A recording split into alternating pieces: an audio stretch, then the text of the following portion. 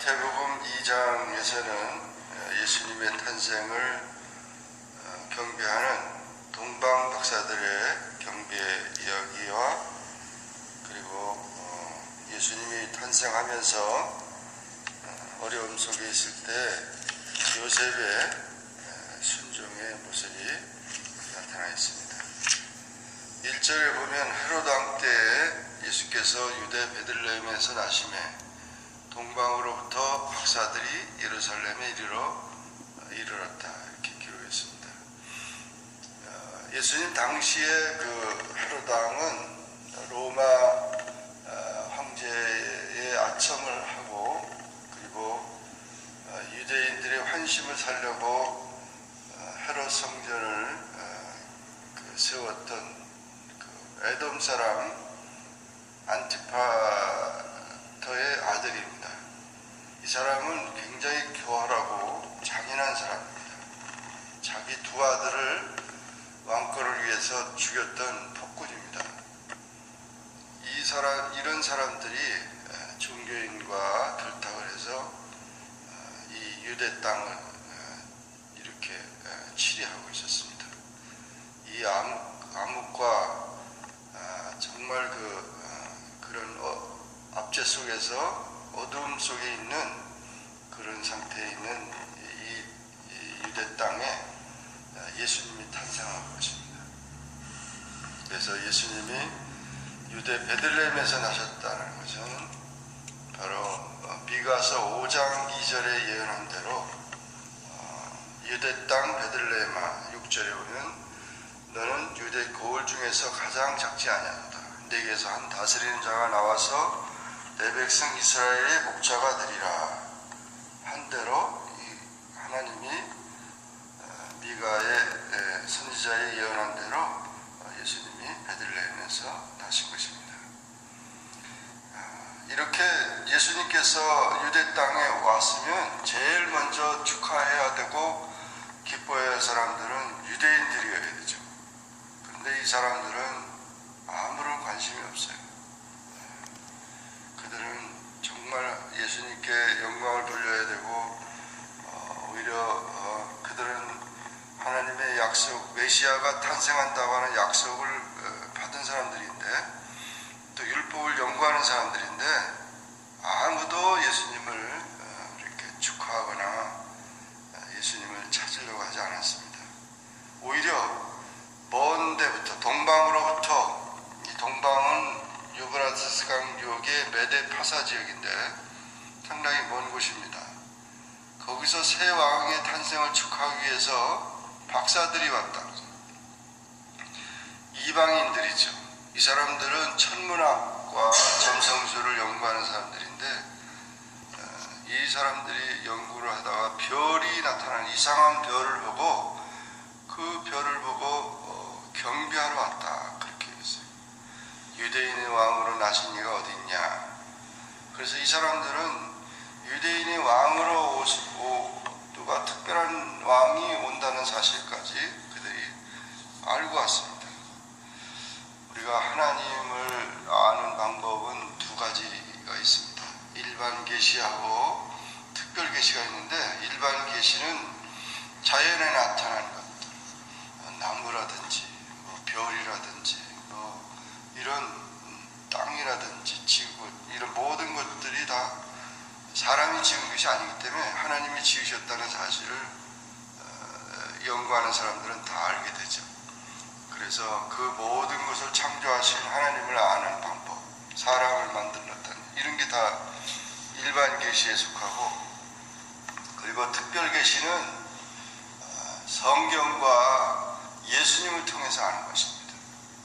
그래서 일반 계시는 그래서 이렇게 주변만 아는 거죠. 하나님이 계신다는 것만 알지 그 하나님이 어떤 분인지 또 어떻게 우리를 구원하시는지 그거는 모릅니다. 믿지 않은 사람들이 하나님을 믿는다 그러지만 예수님을 믿으라 그러면 예수님은 또 뭐냐. 예수님이 하나님이신데 그 사실에 대해서 특별 계시를 받지 않은 사람은 알 수가 없는 거죠. 그래서 이 특별 계시를 연구하는 사람들은 유대인들이었어요. 메시아 약속을 받았고 성경을 연구하고 있고 이러는데 오히려 일반 계시를 별을 연구하는 사람들이 예수님을 더 찾아왔다는 거죠. 그래서 그들이 찾아가는 것은 예수님이 탄생한 마구간으로 간 것이 아니고 오히려 왕궁으로 갔어요. 왕궁을 가보니까 예수님이 거기 계시지 않았다는 거죠. 그리고 이들이 온 목적이 무엇입니까? 그 유대인의 왕을 경배하기 위해서 왔다는 거죠. 경배하기 위해서. 이 경배라고 하는 의미가 바로 예배라는 것이죠. 예배.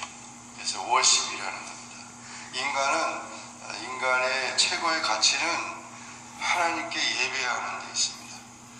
짐승이나 뭐 이런 다른 그 모든 것들이 물론 하나님의 창조에 대한 찬양을 할 수 있지만은 그들이 경배하는 자가 아니에요.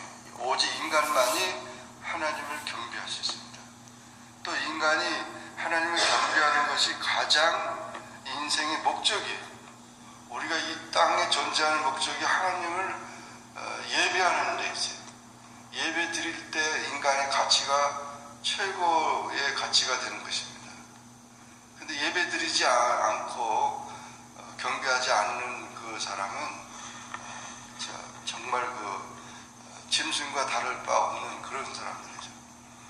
그래서 인간의 목적은 주를 경배하는 자이고 주를 찬양하는 자, 하나님을 영화롭게 하는 자인 것입니다. 그래서 이 동방 박사들이 그와 같이 예수님을 경배하러 왔다는 것은 참으로 위대한 그들의 삶이죠. 그리고 그들이 찾아온 것은 아기 예수님을 통해서 복을 보려고 하는 게 아니고 찾아와서 경배하고 보배합을 열어서 예물을 드렸어요. 그 보배합은 황금과 유황과 몰약인데 이것은 왕에게 드리는 선물을 왕으로 아기 예수님을 왕으로 그들이 경배하면서 그렇게 했는데 왕궁으로 찾아가니까 헤로드 왕이 그 얘기를 들으니까 깜짝 놀라잖아요. 유대인의 왕은 자기인데 또 유대인의 왕이 나타났다니까 그거 좋아할 이 사람이 아니잖아요. 그래서 오히려 대지상과 서기관들을 불러 모아서 그런 유대인의 왕 그리스도가 어디서 나겠냐고 물었더니 유대 베들레헴입니다. 그러면은 그 박사들한테도 가만히 물어서 자세히 물어가지고 만약 찾으면은 나한테 알려달라고. 나도 가서 그에게 경배하겠다고. 얼마나 이 거짓말을 하고 있습니까? 이 예수를 죽이려고 한다는 거죠. 그러니까 정말 이 세상에는 예수님을 경배하는 자가 있고 예수님을 이렇게 죽이려고 하는 사람, 그래서 경배치 않는 헤롯 같은 사람들이 있어요.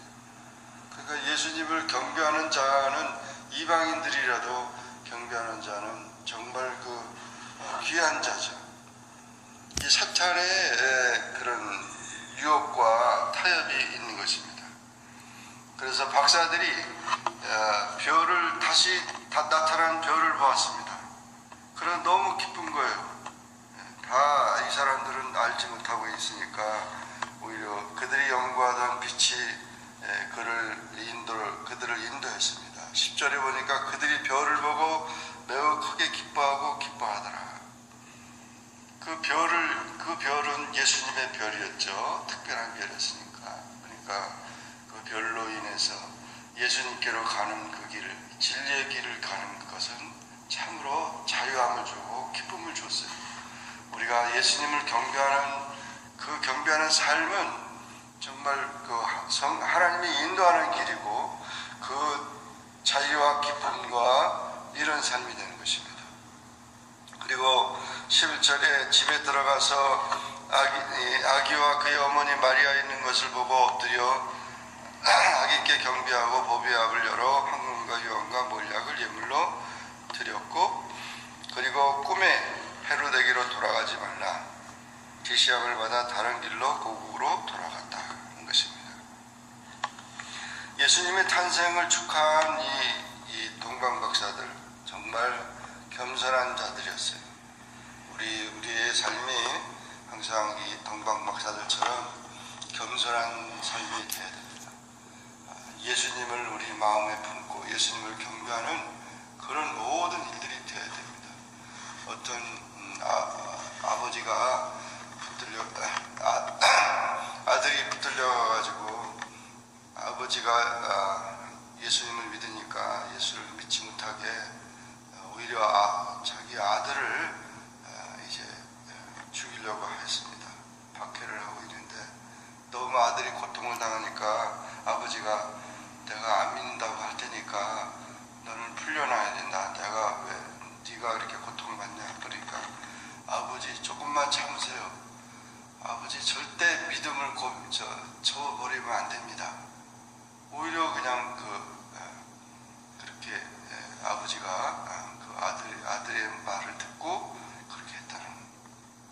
여러분, 믿음이라고 하는 것은 아들이든지 아버지든지 자녀든지 부모든지 그 믿음을 지키는 자가 위대한 것이고 그 믿음을 사랑하고 그 믿음을 통해서 자유함 얻는 자가 가장 귀한 자입니다.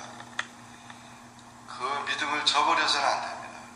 그래서 이와 같이 동방 박사들처럼 이렇게 믿음의 사람이 되야 되는데 그렇지 않으면 마귀가 우리가 전도를 하는데 얼마나 어려워요. 예수 믿으라 그러면 믿지 않는 사람들이 많잖아요. 그 사람이 정말 가장 교만한 사람들이에요. 가장 큰 죄인들이에요. 그저 뭐 이렇게 보면은 인격적으로나 모든 면에서 훌륭한 것 같지만은 예수님을 받아들이지 않는 그런 교만이 어디 있습니까? 진짜 예수님을 받아들이는 사람이 예수님을 경배하는 자가 가장 귀한 사람이에요. 그래서 그것을 우리가 이제 잃지 말아야 돼요. 내가 신앙이 좋아져 가지고 다 좋아질 거라고 생각해서는 안 되는 겁니다. 개인적으로 예수님을 만나야 되는 거죠.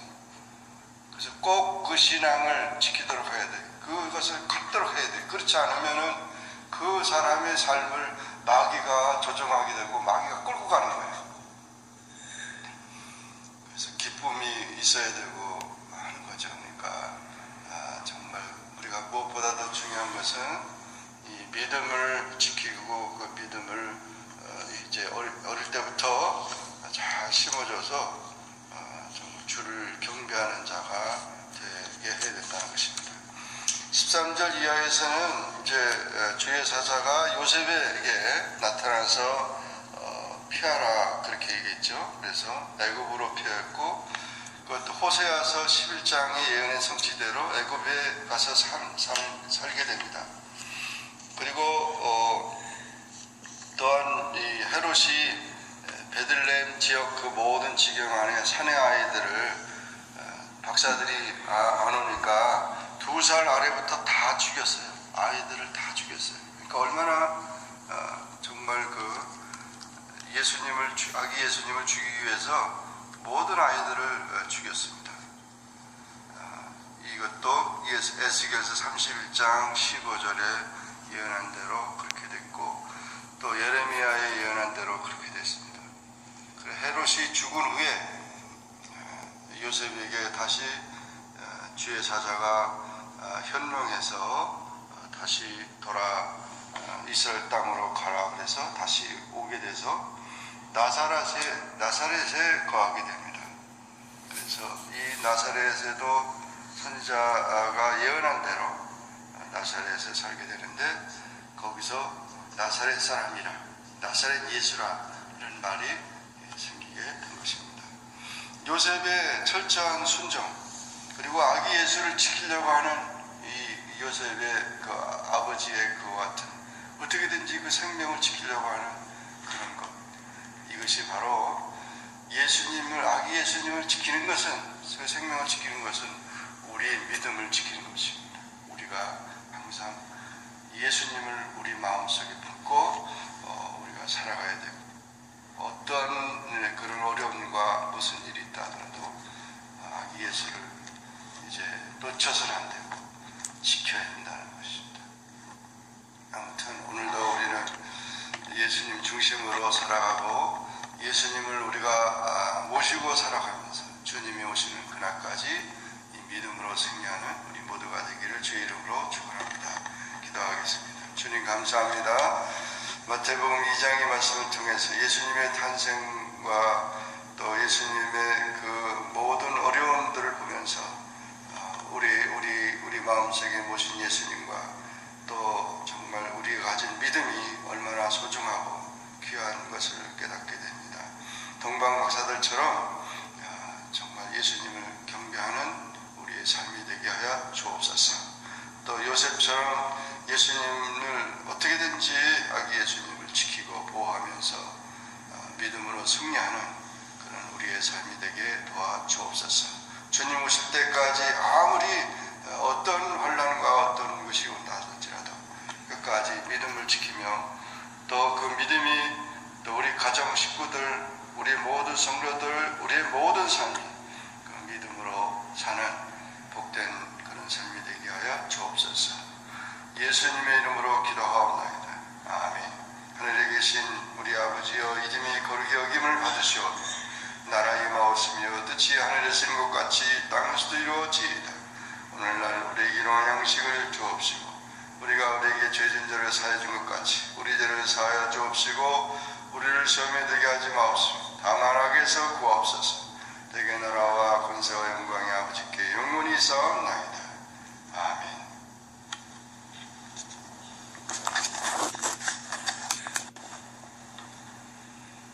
마태복음 2장에서는 예수님의 탄생을